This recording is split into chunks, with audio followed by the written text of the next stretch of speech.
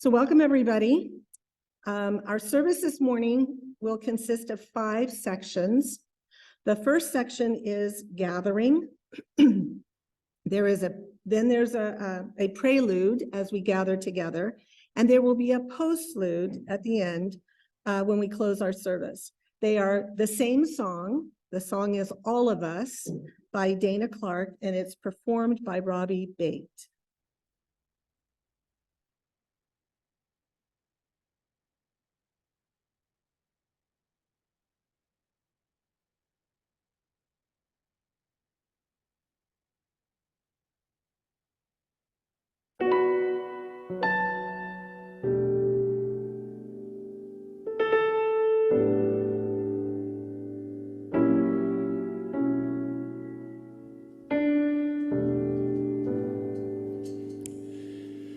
As the sea levels rise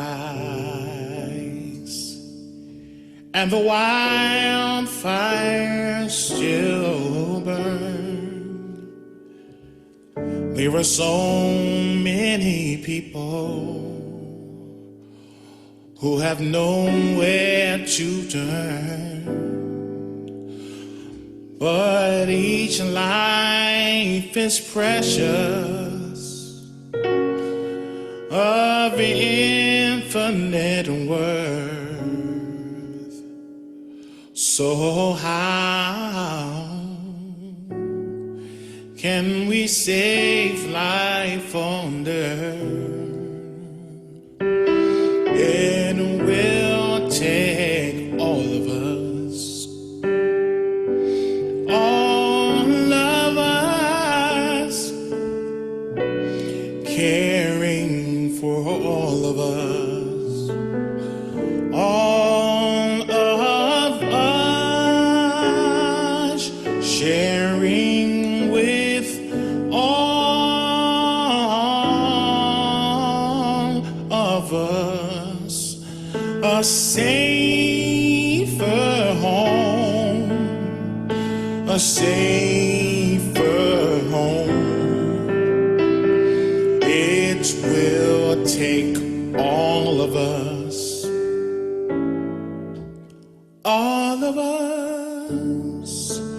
working with all of us, all of us,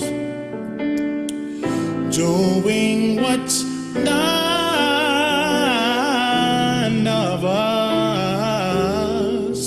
can do alone.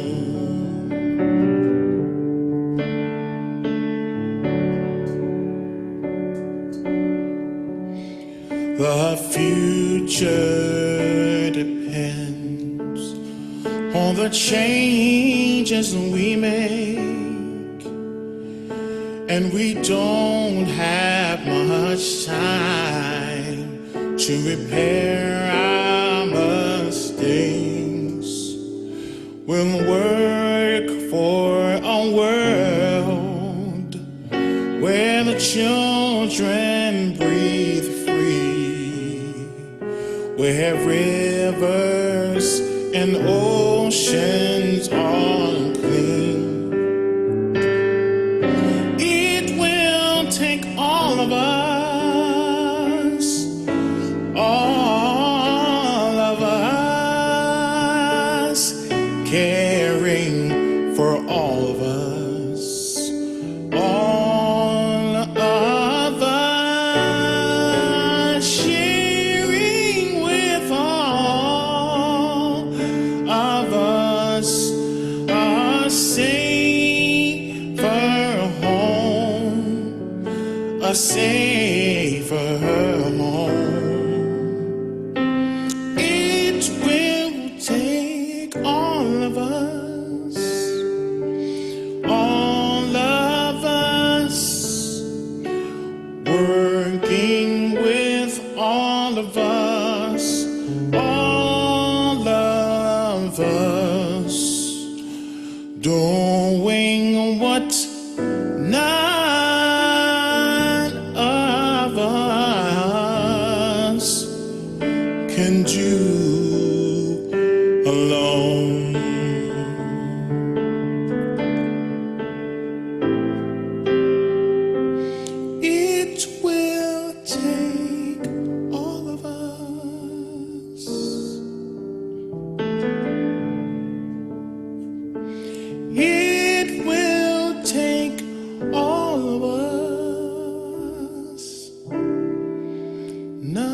us can do it alone.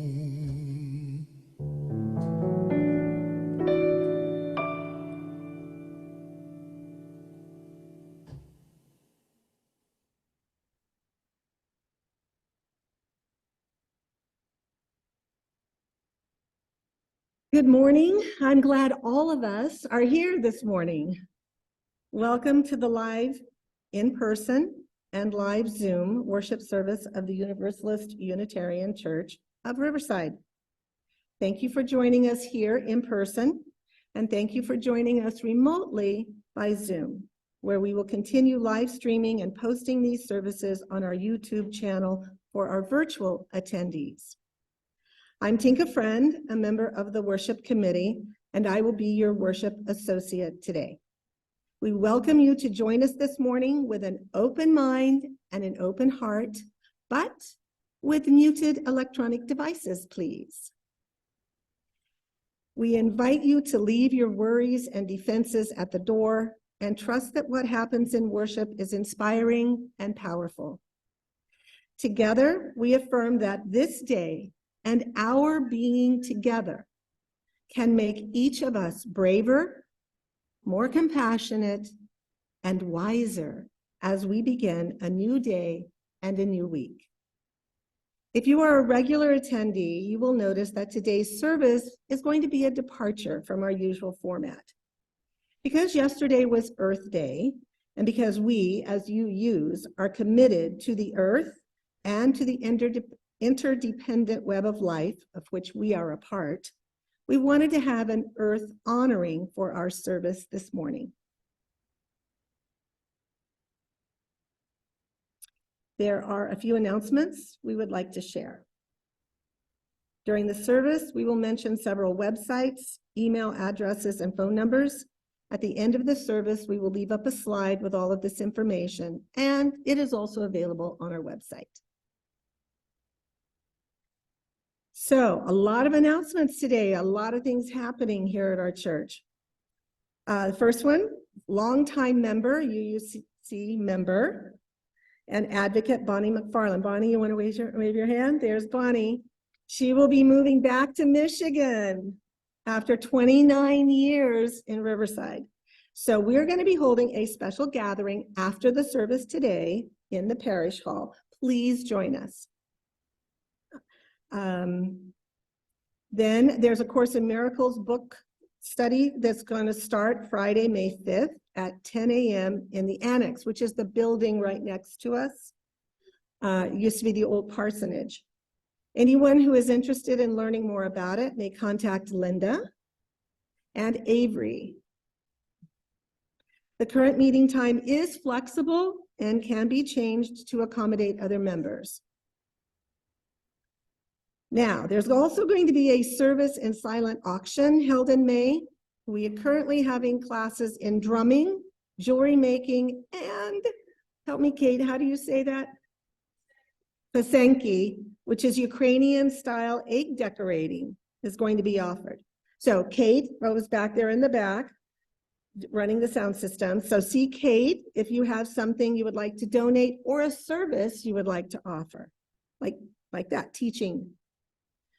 Then there's also a family barbecue that's going to be held at 3 p.m. on Memorial Day, Monday, May 29th. Tickets are $25 for adults, $12 for children ages 6 to 15, and children ages 5 and under are free. Also see Kate if you'd like to help out or bring something for the meal. We have a tradition at UUCR to welcome those who are visitors or perhaps returning after some time away. Normally at this time, we would invite you to come up front and introduce yourself. But today, as I said, we're not following our usual liturgy. So at the end of the service, all attendees will be offered an opportunity to come forward and share their experience of the service, if you wish. So if you do that and you're a visitor, please take that time to introduce yourself to us. For new guests, we used to have a visitor's book to sign in, but now we're doing it electronically. So if you are a visitor and have not signed in with us so that we know you're here and can reach out to you. Afterwards, you can, if you haven't done it already, you can do it out in the parish hall.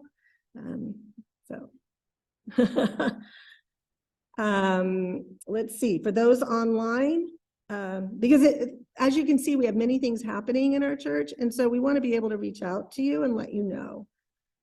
So for those online, the best way to get added to our mailing list is to email the church office at admin@uuchurchofriverside.org.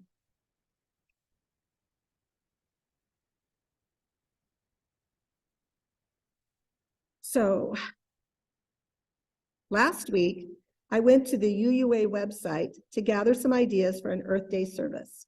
And I discovered, this I did not know, I discovered the Unitarian Universalist Ministry for Earth. And they had a service that they already had prepared for Earth Sunday. So the worship committee decided to bring that service to you this morning. That's why it's a different format than what we usually have. I want to tell you, this morning's service is not going to be a service of the mind. Okay? It is going to be a service of the heart and of your senses. So this service will incorporate music to listen, images to see, guided meditation, Native American elements. They will all be introduced by different presenters and tied together by comments and sharings of Reverend Kelly Dignam, who is the person who sent me the videos for this morning.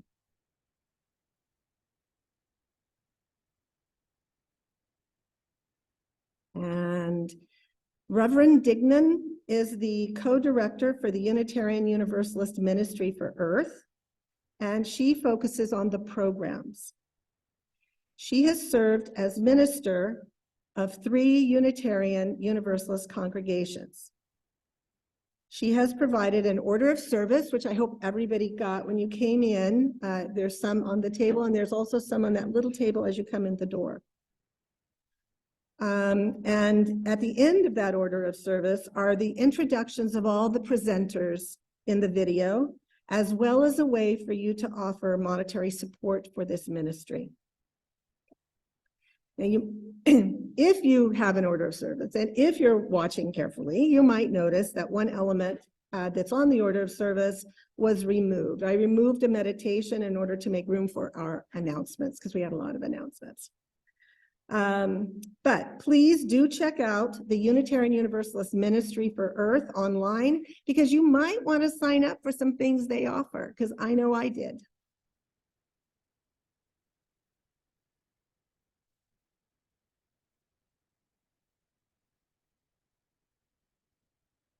So just as there is no one image of nature, but rather it would take a collage of images to show the earth in all of her glory, our service today is a collage of creative elements, all focused on honoring the earth and our relationship to her. So now, I invite you to sit back, take a slow, deep breath as we move into the worship hour with our earth.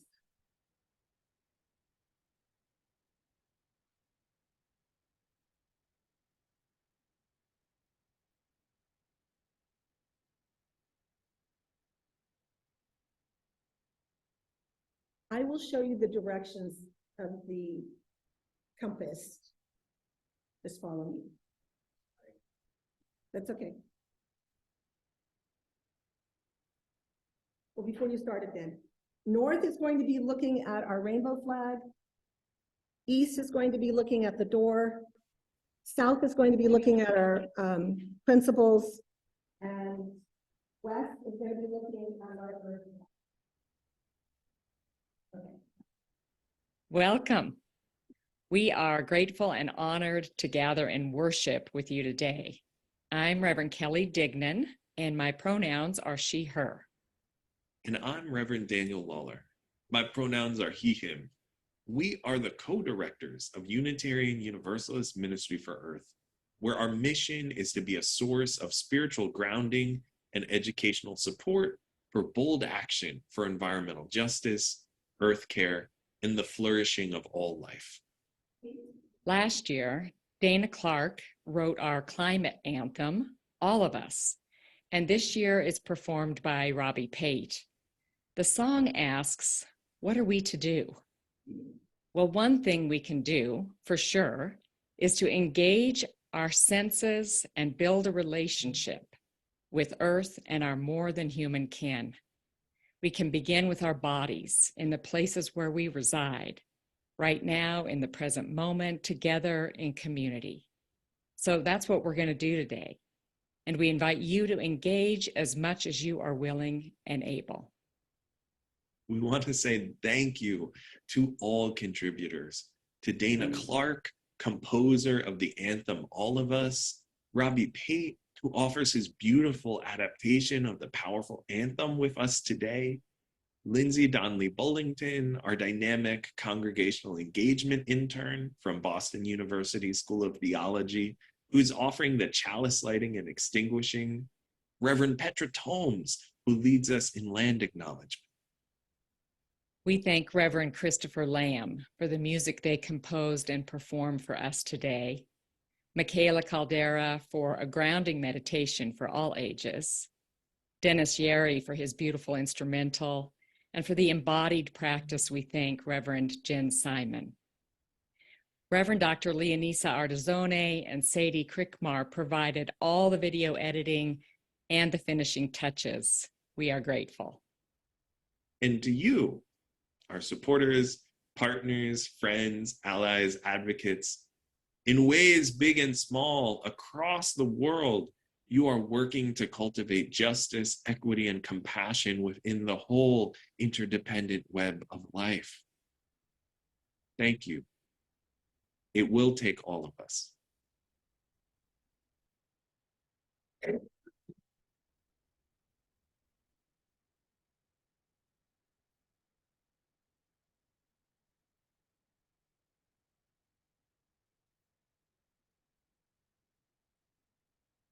We light our chalice with the words of Katie Romano Griffin.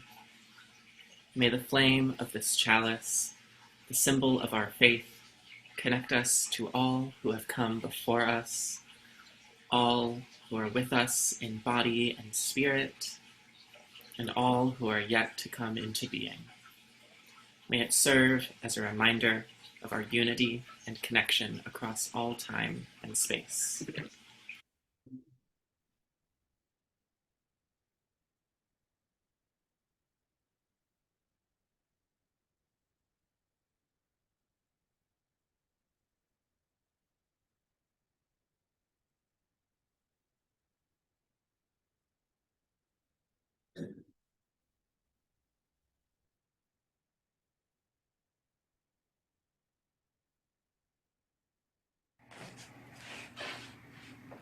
Wulu Wapan. That is a greeting in the Munsee language. My name is Reverend Petra Toms. I'm the minister of Unitarian Universalist Congregation of Central Nassau. I am of African American and Cherokee heritage, but I'm living here in Westchester on Lenape land. We were put here upon Turtle Island to be caretakers, to gather in a good way, to be with all of Earth's children in their forms, those of the land, the water, and the air. The Lenape are known today as the Ramapo Munsee Lenape. They are Shehechbi, that is their name in the Munsee language, and will always be keepers of the pass. That is to say, they were allies with the rebels at the time of the American Revolution. And their alliance with the rebels allowed them a strategic advantage because they were allowed to use the Ramapo Pass. That helped to bring about the formation of the United States in their success. So let this moment of recognition be a monument of action. Let this be a beginning of hope for our people as we acknowledge our debt to those who have come before, who have been denigrated and suffered for the sake of cultural and land appropriation. Let this land acknowledgement be the beginning of our return to unity. Let us be guardians of the water, the air, and the earth. The four-legged, the flyers, the swimmers, the crawlers, the mammal people, and the green. Let us be the guardians of harmony and kindness. Anishi, Anishi, Anishi. Aho.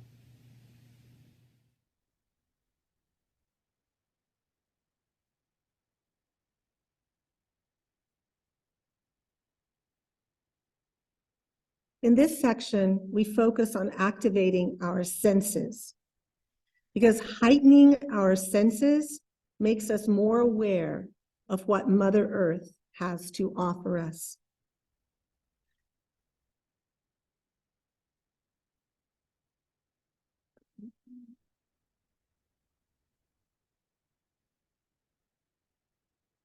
At General Assembly in 2022, the Reverend Dr. Sophia Betancourt gave a wonderful presentation. It was the FOS lecture, and it was entitled Ancestral Wisdom and Climate Justice. And in it, she said that our current climate crisis is a transgenerational problem, and it will require a transgenerational solution. She said that we tend to seek dominant culture solutions to this crisis, and those won't do. We can't use the urgency of climate devastation to erase or silence communities again. And she reminds us that one way to avoid those dominant culture solutions is to tap into a transgenerational solution, and specifically those of our ancestors and inherited cultures. Solutions that come from our ancestors and our inherited cultures.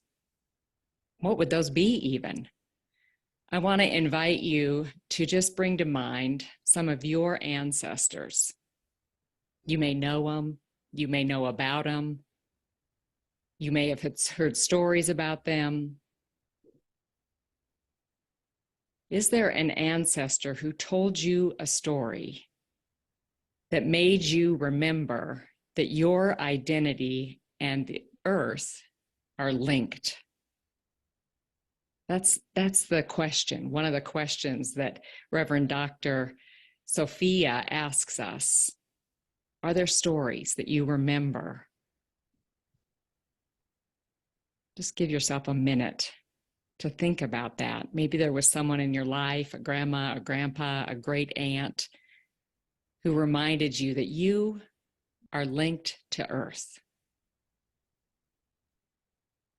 And does that story, or does that practice, or does that memory strengthen you?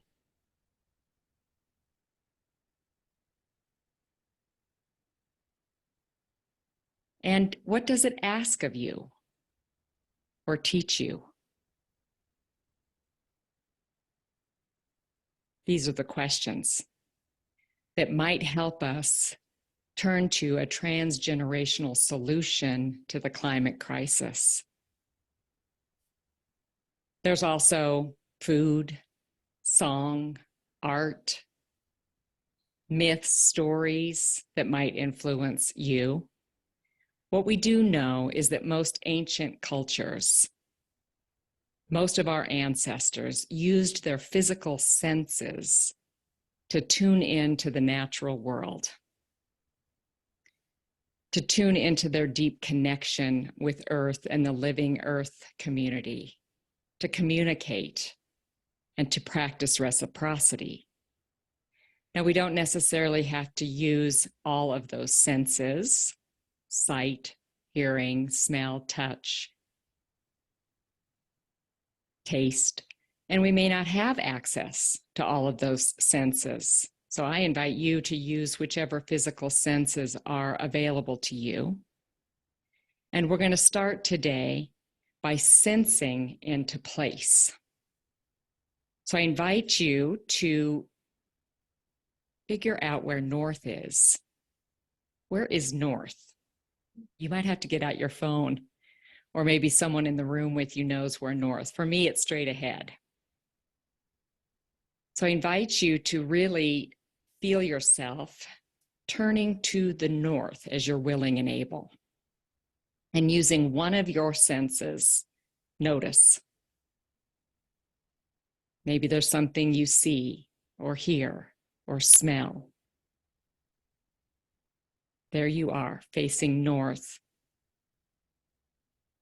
Now, turning to your right, you're going to face east. As you're willing and able, turn to the east and use either the same sense or a different one to see what you notice. East is the door. Facing east. Turning right again, you'll be facing south. Again, engage whatever sense makes most sense to you. What do you notice when you turn south? And then one more turn to the right and you're facing west. Use your senses to see what you notice. And then return to where you are and notice the earth beneath you, the sky above you. You are here, now, in this place where you are in this present moment.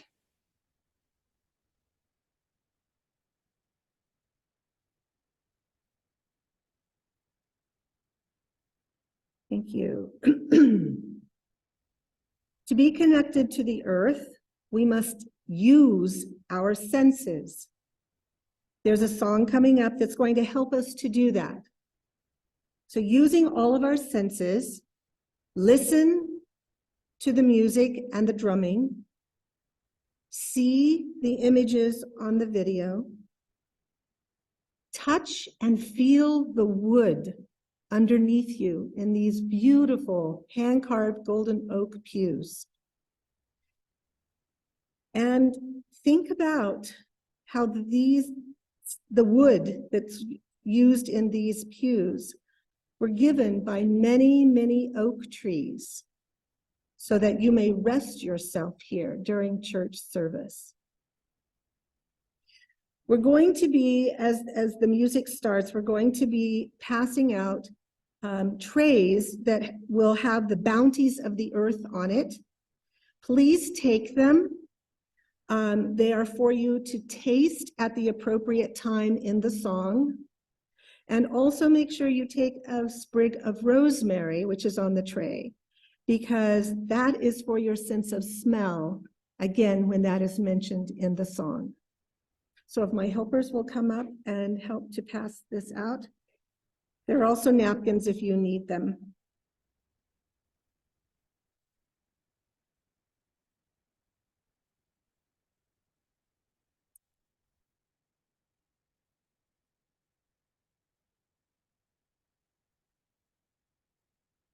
Okay, go ahead and start it now.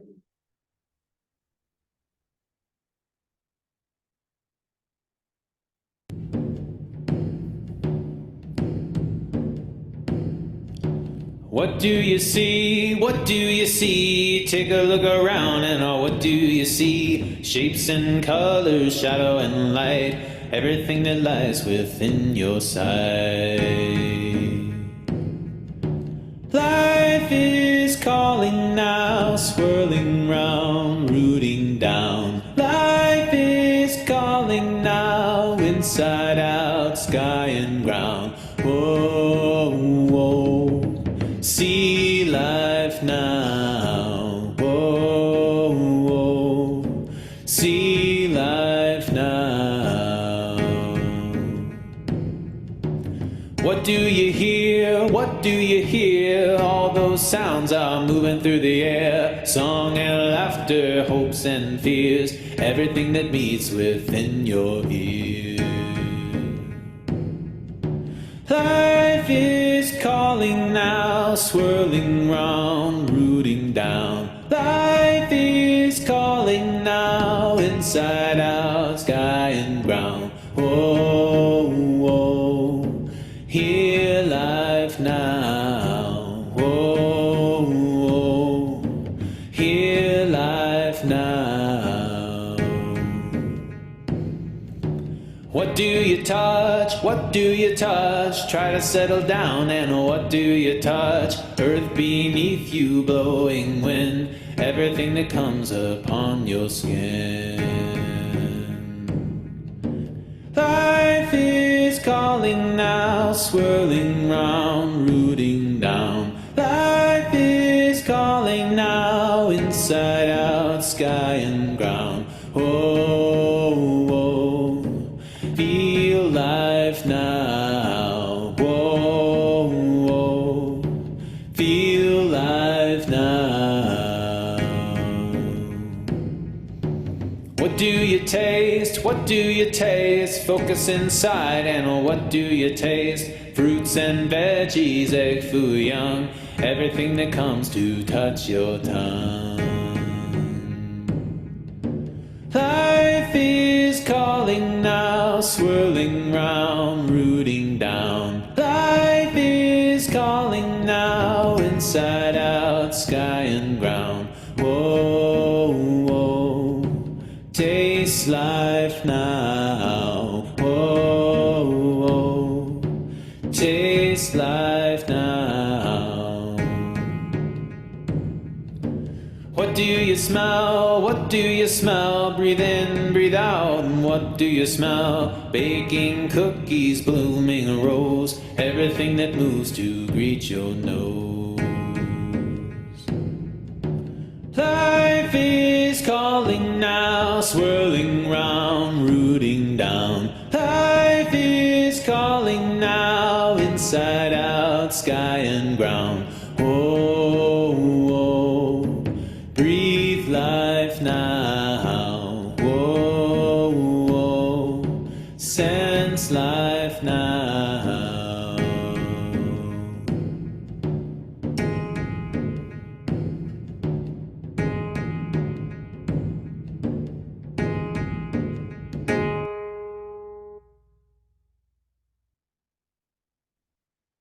Thank you for your participation. Halfway through this next section, Reverend Kelly Dignam is going to guide us in a breathing meditation. And the focus of this is not so much on our breath, usually when you do a breathing meditation, but instead it's going to be focusing on the reciprocity that we have with nature.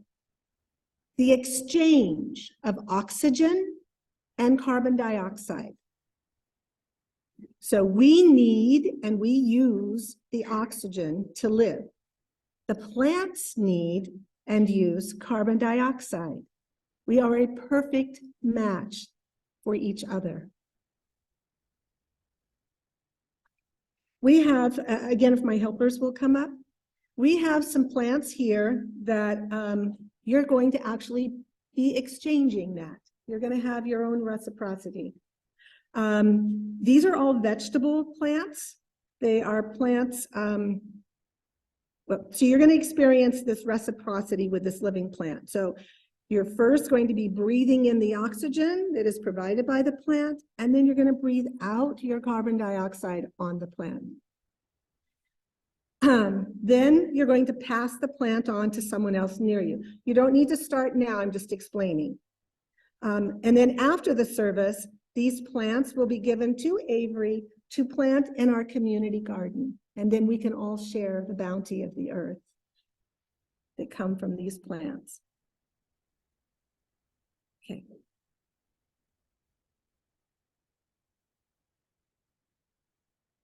I was with a group of Unitarian Universalists online last week, and someone asked, how can we move from doing environmental justice from our minds, from the thinking parts of us, to doing it from our hearts. And someone in the group, we can call her Sue, said, well, maybe we need to build a deeper relationship with the living earth community and actually work out of that relationship instead of just facts and figures and science and fights. Now, Sue went on to describe her mathematical mind and how much she appreciates the data, the analysis.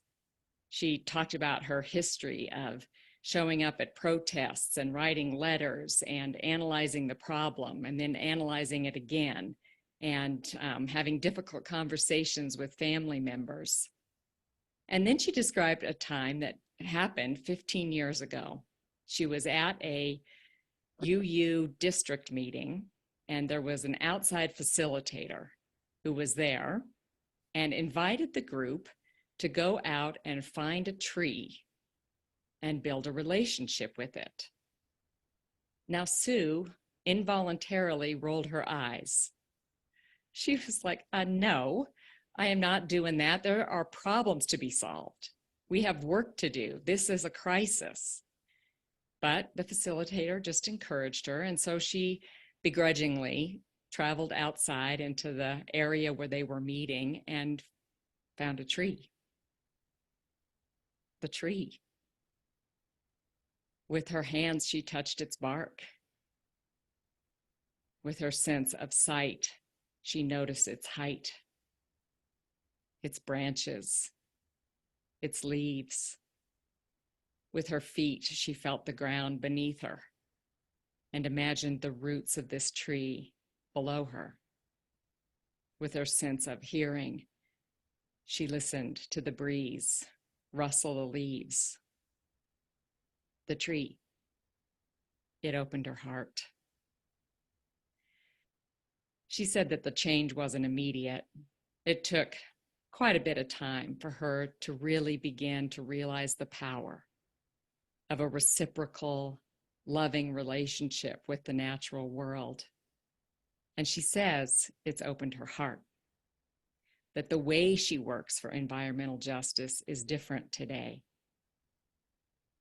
She went on to describe how she recently learned a practice of reciprocity, one that involves breathing. And I want to invite us into that together right now. So do whatever you'd like to do with your eyes. You can close them or lower your gaze. And you can imagine a tree. Now, if there's a plant in your room or your area where you are right now, you can actually do this with the plant. When we breathe in, we receive the gift of oxygen that plants and trees offer us. And when we breathe out, we offer back the gift of carbon dioxide. So let's try it together if you'd like. Again, with your eyes lowered, closed, or open. Focus on that in-breath.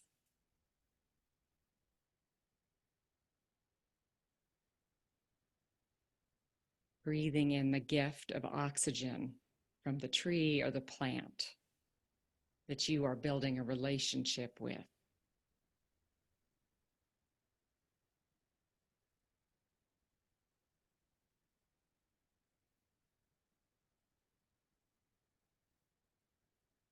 Now focus on the out-breath and offer as a gift to the plant or the tree carbon dioxide.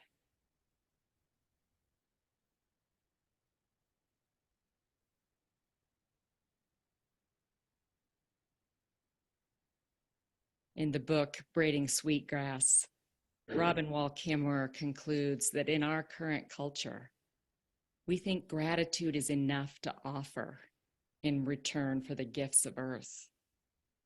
But we're called to move beyond gratitude to become, once again, like our ancestors did and were, a culture of reciprocity, where in everyday life we give thanks for what we've been given And then we give a gift in return. Breathing in and breathing out. We receive and we give.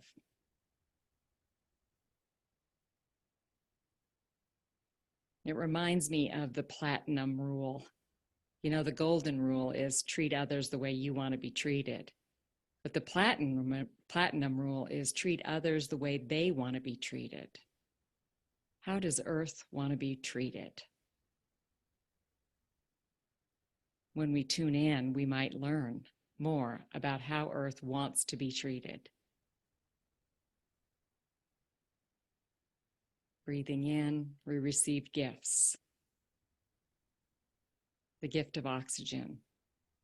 Breathing out, we offer gifts. The gifts of carbon dioxide.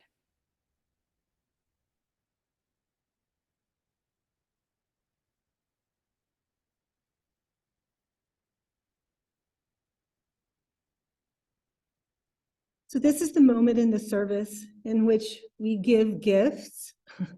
There's actually going to be two separate collections.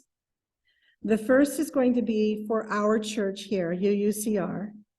And so that's the gifts that monetarily, that if you are able, and that we will use here to sustain this church.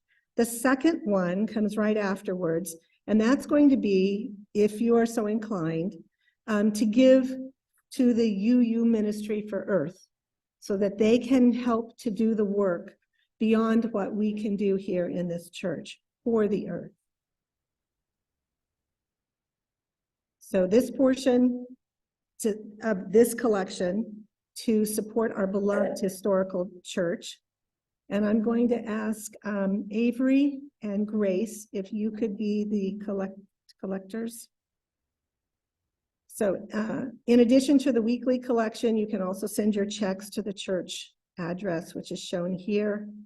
And you can contribute by PayPal using the QR code, which is on the church's website and also in our newsletter. And Stater Brothers Market gives our church a rebate on Stater grocery cards, which we will have in church each Sunday. You get the full value, and the church also receives a percentage. So please donate as the Spirit moves you by whatever method works best for you. And we greatly thank you for your generosity. And to those of you here or in Zoom who give of their time and talent, thank you for your generous care and attention. Don't go anywhere, ushers still. So that's going to be the first collection. So if you put that together into one, and then take two more empty ones. Okay, then the next one is a prepared one from them.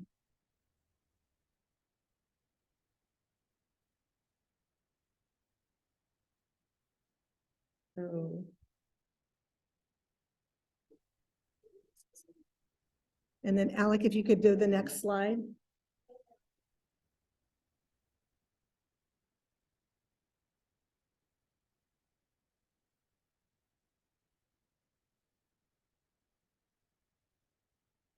Reverend Kelly, thank you so much for that meditation.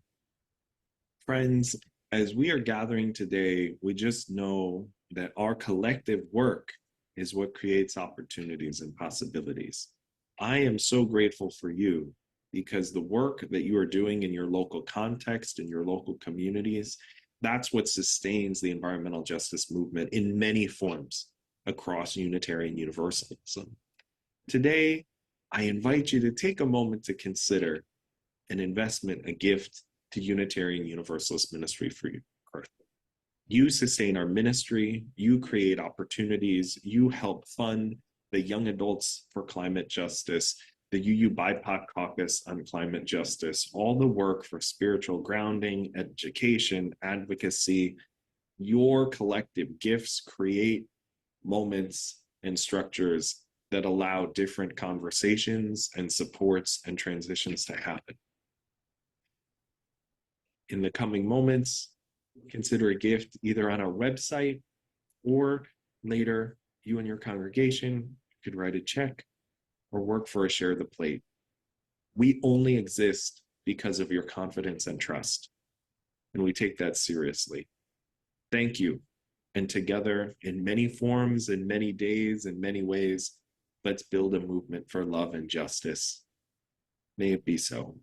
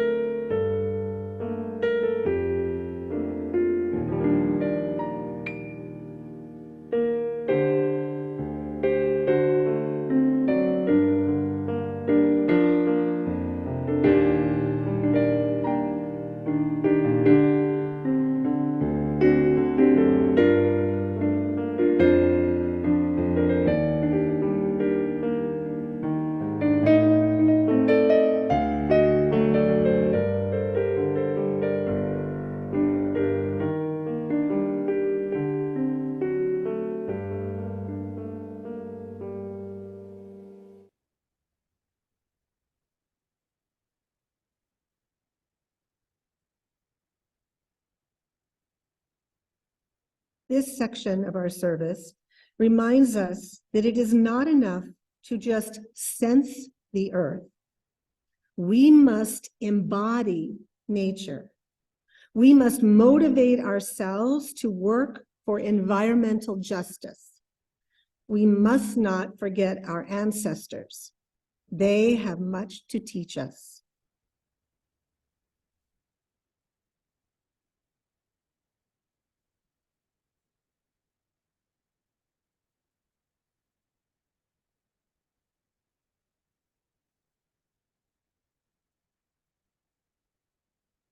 The practice of engaging our senses helps us develop a reciprocal relationship with Earth.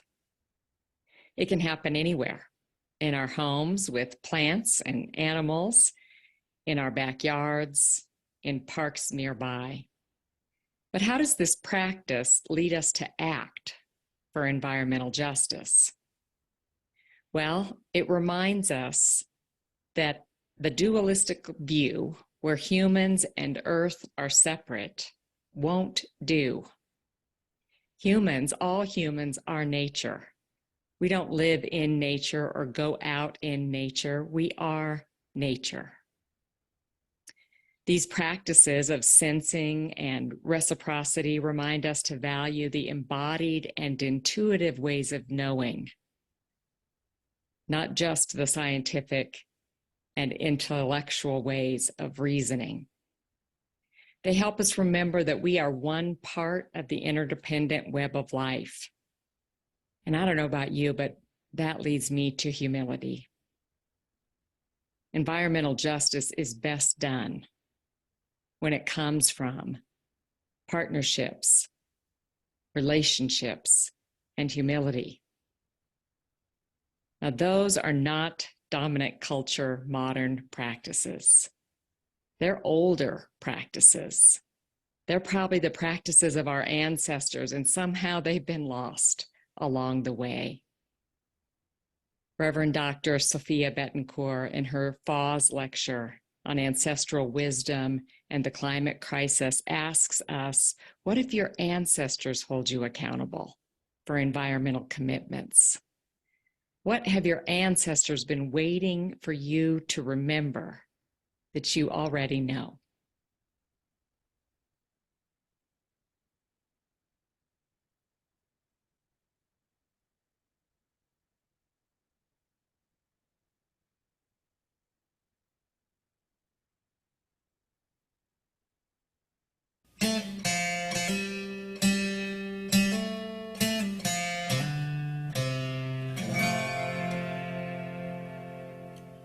is a movement.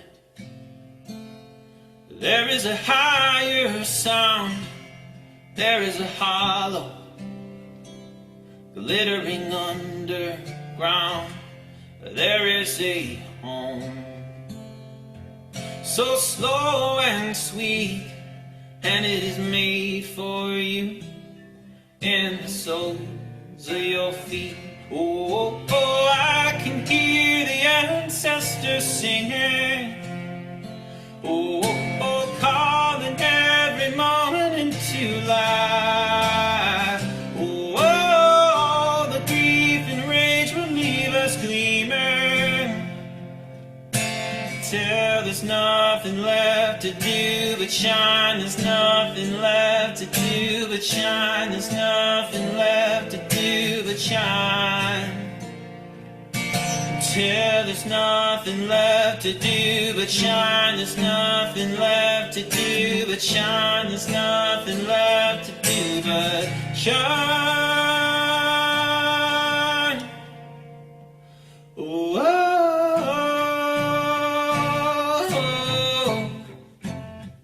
oh,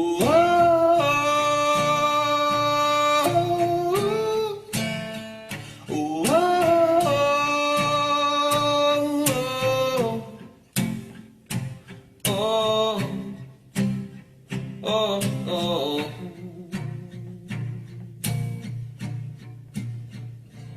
There is a light. There's so many guiding hands.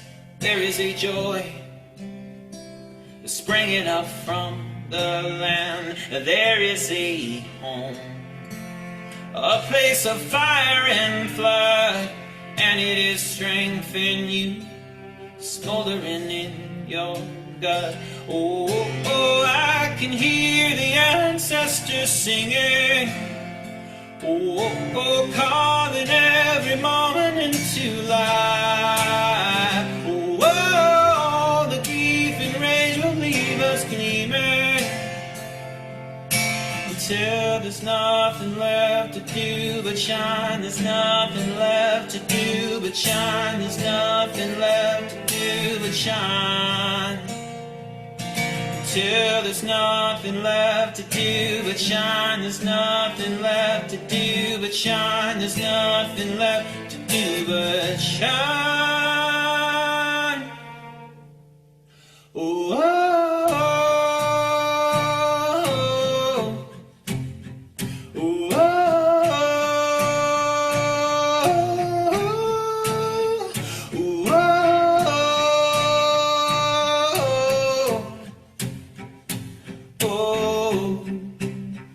oh, oh,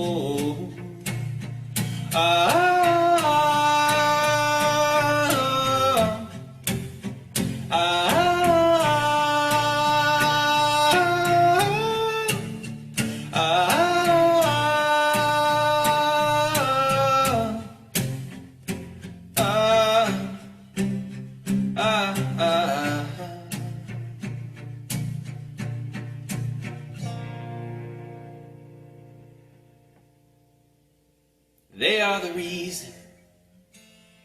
You are the higher ground. We are the warmth, circling all around.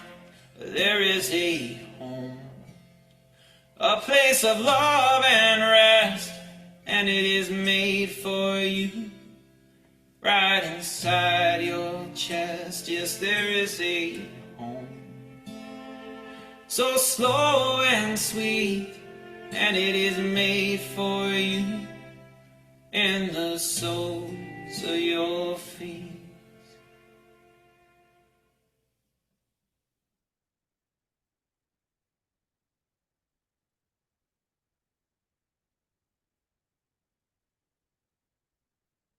Reverend Jen Simon is going to lead us in a guided meditation, grounding us to the earth and to our ancestors. She suggests holding a piece of the earth as you meditate. So if my assistants will come forward, we're going to be passing out some rocks. And so please, as it comes around, take a rock and hold it throughout the experience. Use it to ground as a touchstone, literally, to ground you to the earth. Afterwards, you can keep it if you want. You may take it home, put it on an altar if you have an altar at home, or put it in your garden. Or if you, after the service, if you don't want to take it home, you can come up and add it to the rocks that we have.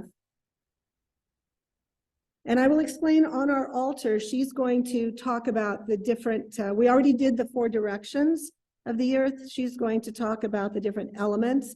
And on our altar, we have something representing all 4 of the elements. So we have our fire, our flame, our candle. We have feathers to represent the air. We have our water, which has our stones in it. And then, of course, we have our basket of stones, as well as the bounty of the earth.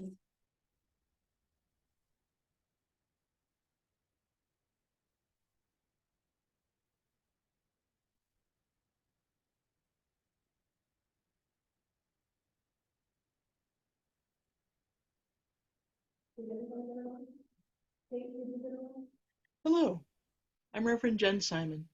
Today I'm going to share with you a spiritual practice and meditation informed by the traditions of my ancestors. I am not an initiate of Ifa, but some of my spiritual practices are informed by the Yoruba religion and the deep ties to the earth of my African and Caribbean ancestors. Perhaps your ancestors had a similar practice. Many indigenous religions, whether African, European, Asian, or from the Americas or Australia, have some kind of sacred place meant for remembering and venerating ancestors. If you have time now, or maybe later, I suggest you collect some object, a stone, some earth, sand, that relates to an ancestral home. On my altar, I have a stone. I also have pictures of my ancestors, as well as representations of the 4 elements, earth, air, fire, and water, and some food and drink for my ancestors. This is a cornmeal cake that would have been familiar to some of my people, and a bit of Manischewitz that was my grandma's favorite, as well as some incense to invite my ancestors to me. If you have an ancestor altar, consider keeping these objects on it that speak to the elements that have nurtured your family for millennia and longer. If you don't have an altar, consider building one or create a special place in your home for these objects, so you might touch them as a reminder of the ties your people have had to the earth. And now, I invite you to soften your gaze, and I invite you to take your earth object in your hand and join me for a brief meditation. As you take a breath, I invite you to consider your ancestors. Regard a photo of one of them, or remember what they looked like. As you do so, bring your senses to the space behind you. Imagine a close ancestor, familial or spiritual, blood or chosen, placing their hands on your shoulders or your back, if that's comfortable for you, or looking at you with love if physical touch isn't your thing. Imagine them giving you reassurance, unconditional love, and support. Picture them looking at you with loving eyes, and imagine their ancestors behind them, offering them love and support. And then their ancestors behind them, until you can imagine your ancestors, again familial or spiritual, blood or chosen, stretched out in a fan behind you, all looking toward you, loving. Thank them for all the generations of care they have put into you. Thank them for the care they have given in their deep relation to land and water, sustaining the earth for generations. Now envision that earth from which they came, that has sustained all of them, that continues to sustain us and will continue to nurture our succeeding generations, all in an unbroken line of love and connection. Feel the bit of earth in your hand, a tiny piece of the planet, without which we could not live. Think of all the generations of plant life it has produced and the animals it has nurtured. Feel how it returns your warmth, as it has returned the warmth of thousands of your ancestors before you, and as it promises to do for your descendants. Give it a squeeze and thank it for sustaining generations of your people. Now take another breath. Breathe in the smell, either in fact or in memory, of the food of your ancestors. Do it again. And again, thank the earth for producing the food that has nurtured your people.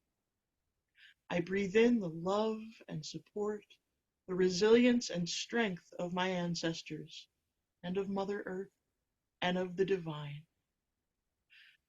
I breathe out love and gratitude to my ancestors, to Mother Earth who has sustained us, and to the divine interconnection that binds us all together. Touch the bit of earth again. Shift your sensing to the space in front of you, and envision in that space the many generations to come, of your family, of your spiritual descendants, of all the children who are and who are yet to be. And as you hold your bit of earth or stone, thank it for nurturing the generations to come. And after you thank the earth, make it a promise. Say, I will love and sustain you as you love and sustain me. I will love and sustain you as you love and sustain. And then once again, as we close, I breathe in the love and support, the resilience and strength of my ancestors, of Mother Earth and the divine. I breathe out love and gratitude to my ancestors, to Mother Earth who has sustained us, and to the divine interconnection that binds us all together.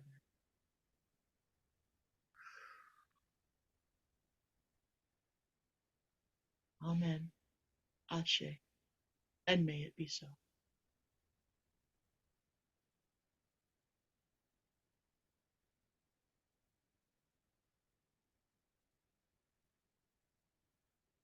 Our service is now coming to an end, but hold your spirit close to you. Wrap it around yourself as you go forth from this sacred space and start engaging in the necessary work to save our precious planet Earth.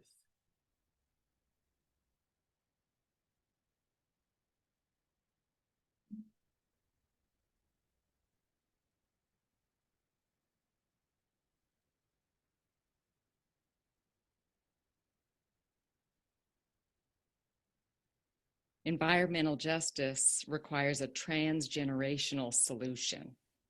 It will take all of us, past, present, and future, caring for all of us, sharing with all of us, working together, all of us, doing what none of us can do alone.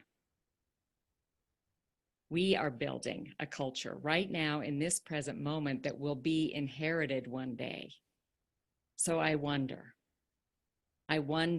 what you are building in your communities and in your families, a culture of action and hopefully reflection, a culture of reciprocity and deep relationship with the living earth community and all of our kin.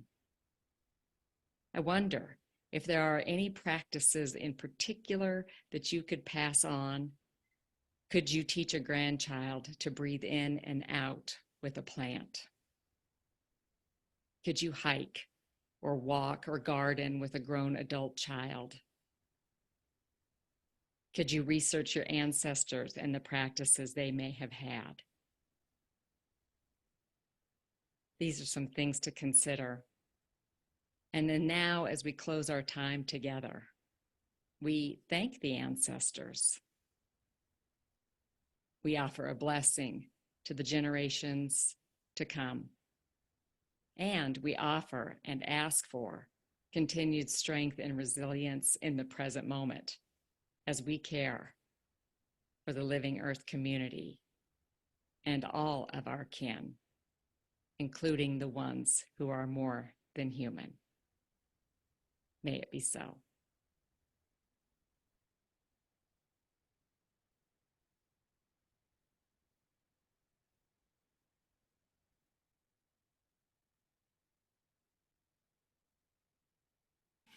We extinguish this flame, but not our fiery call to action. We extinguish this flame, but not our passion to care for creation. We extinguish this flame, but not our call to be in deeper connection with Earth and all our relations.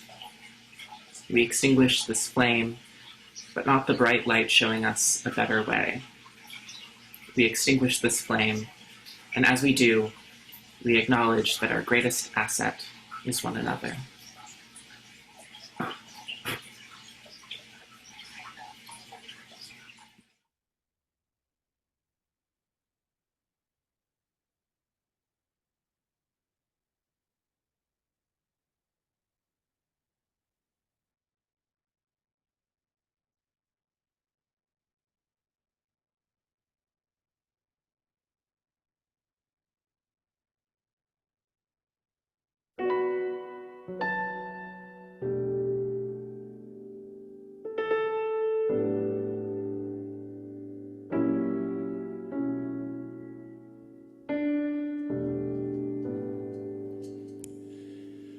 As the sea levels rise and the wildfires still burn, there are so many people who have nowhere to turn. But each life is precious, of infinite worth. So how can we save life on earth? It will take all of us, all of us, caring for all of us, all of us, sharing with all of us, a safer home, a safer home. It will take all of us,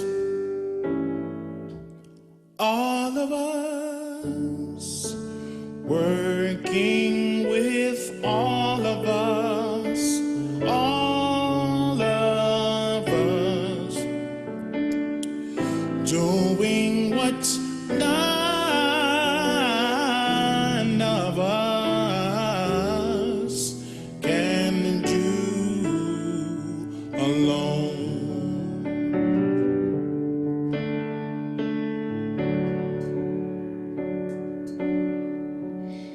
The future depends on the changes we make, and we don't have much time to repair our mistakes. We'll work for a world where the children breathe free, where rivers and oceans are clean. It will take all of us, all of us, caring for all of us, all of us.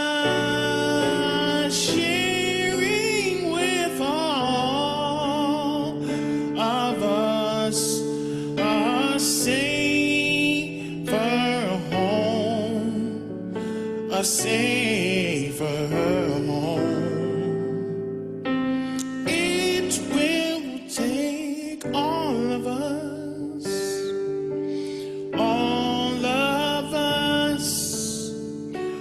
working with all of us,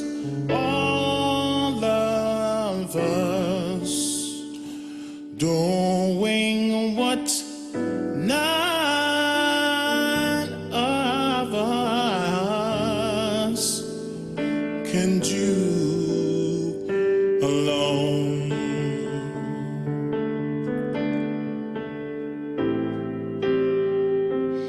It will take all of us.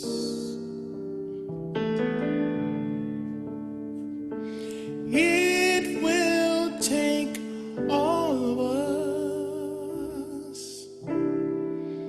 None of us can do it alone.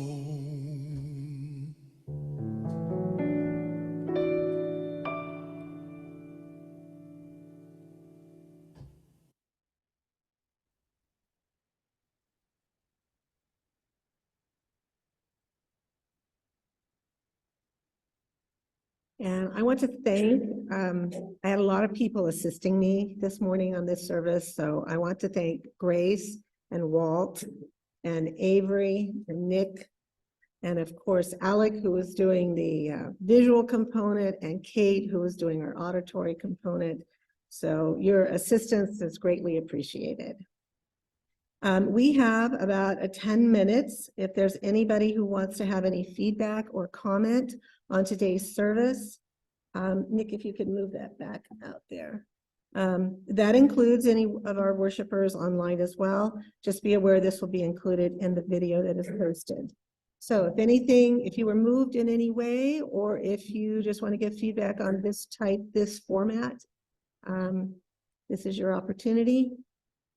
I just ask everyone to be brief because remember, we have a party for Bonnie afterwards.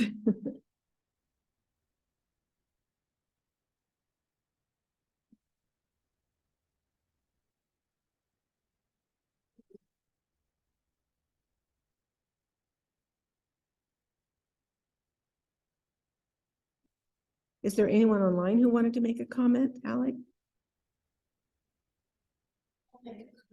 Mm-hmm.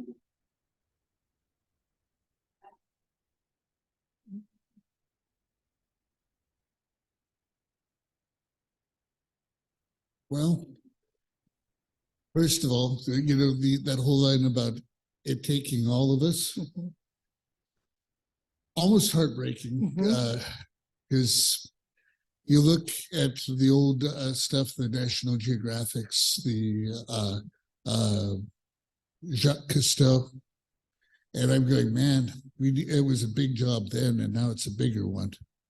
So in one sense, I just sort of look at it and say, I just hope the ancestors can be pretty darn forgiving, because I'm looking at myself and feeling pretty outgunned. The other idea is that there may be a chance, not in the big theatrical animals, but yesterday there was the insect fair was up by the library. And one of the things, and just when you saw the simple things like the soldier fly, not an appealing animal, but when you sit there and realize that the thing is leaving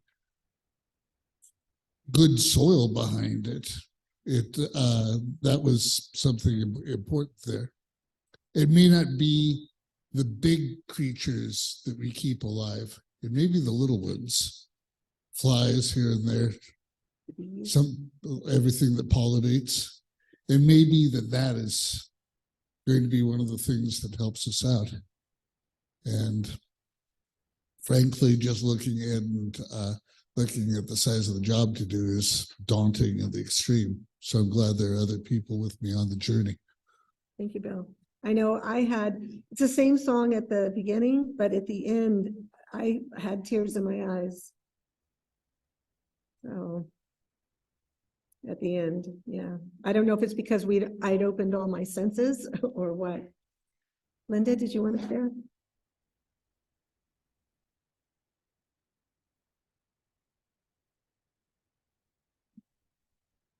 I'm going to make this brief because I think I'm going to write something longer for the newsletter.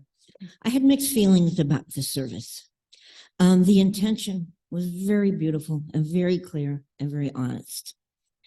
But I would like to make a statement about the past and ancestors, because while my ancestors were Native American, my grandmother was at Omaha Pawnee enrolled, and since then we haven't, because it's because during the time of my father's time, it was less popular to be considered an Indian, so he did not focus on that part of his heritage. But my point is, the ancestors, my Native American ancestors had a beautiful connection with the environment that they lived in.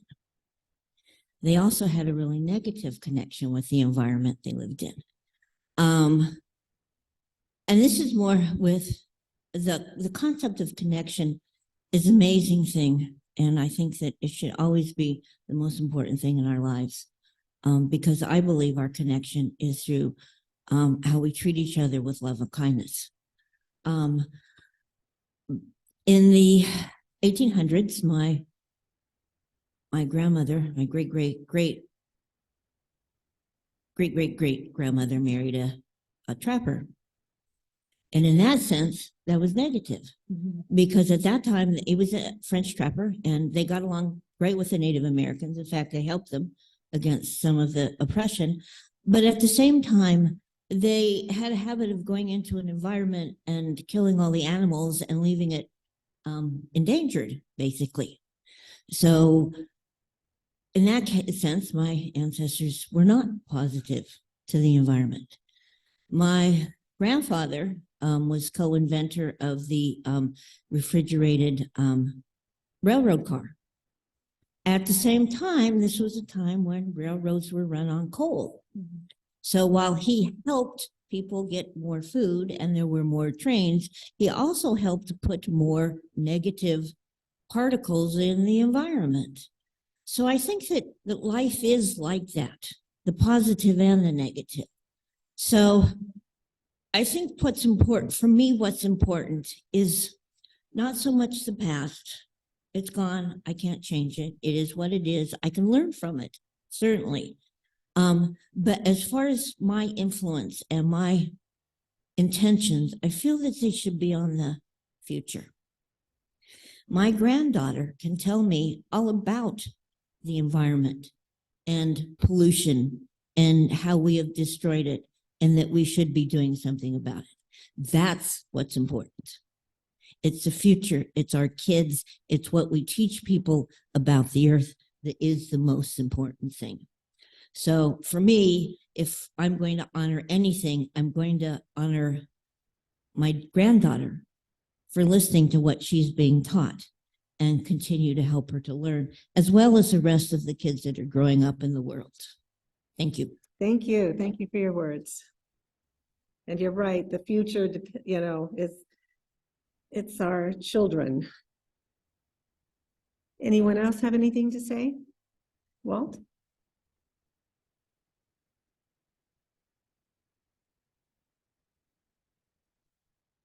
I was thinking about this, and since Linda broke the ice, I'll try not to be too long. When my dad got Alzheimer's, he said to me, took me out into the barn. He was born in 1909, very different time, much fewer people, many more animals. He took me to the barn, his Alzheimer's. He said, son, when in doubt, you can always take these old steel traps and go trapping. Because in his youth, and actually with my mom also, they hunted. My mom had a mink stole that she used to wear proudly to all social functions. I said to him, with the hippie generation, no one wears animals anymore, and there aren't enough animals to trap. I wouldn't think of trapping the poor animals. It's wrong. You know, I hurt his feelings. That was the last time he ever talked to me. And other than a whimsical, silly way, he never talked to me straight ever again. Thank you. No, thank you all for sharing. Okay, well, then we're going to conclude this, and I hope that there was some part of the service that did touch you, that did touch your spirit, and offered you some hope and motivation to go out and to help save our planet Earth. Thank you. Now we can go to the party.